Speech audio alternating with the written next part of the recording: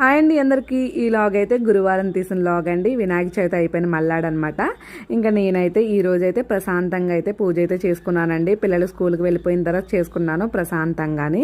ఇంకా వినాయకుడిని అయితే నిన్నే కదిపేశానండి ఆవు పాలతోటి. ఈరోజు సెకండ్ డే కదా అని చెప్పేసి అనుకోకూడదు, నిన్న కదిపేశాం కాబట్టి ఈ రోజు అయితే పూజ అయితే చేసేసుకున్న తర్వాత దీపాలు కొండెక్కిపోయిన తర్వాత వినాయకుడిని అయితే మనం తీసేసుకోవచ్చు. పత్రి అవన్నీ కూడా సెపరేట్ చేసుకొని ఈ వినాయకులు పట్టుకెళ్ళిపోయి మాకు దగ్గరలో ఉన్న వినాయకుడిని నిలబెట్టారనమాట, అక్కడైతే పెట్టేయాలండి.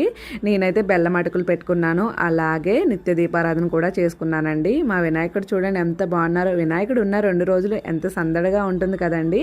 ఇంకా నేనైతే బ్రేక్ఫాస్ట్ కింద పిల్లలకైతే దోశలు వేసి ఇచ్చేసాను. నాసం అయితే నిన్నైతే బెల్లం తాలికలు వండాను కదండి, చాలా బాగుంటాయండి బెల్లం తాలికలు. ఆ రోజు కంటే మార్నింగ్ ఇంకా బాగుంటాయి టేస్ట్ అయితేని. నేనైతే అవైతే ఫ్రిడ్జ్లో పెట్టేసి మార్నింగ్ పూజ అయిపోయిన తర్వాత తింటుంటే ఎంత బాగున్నాయండి నిజంగాని.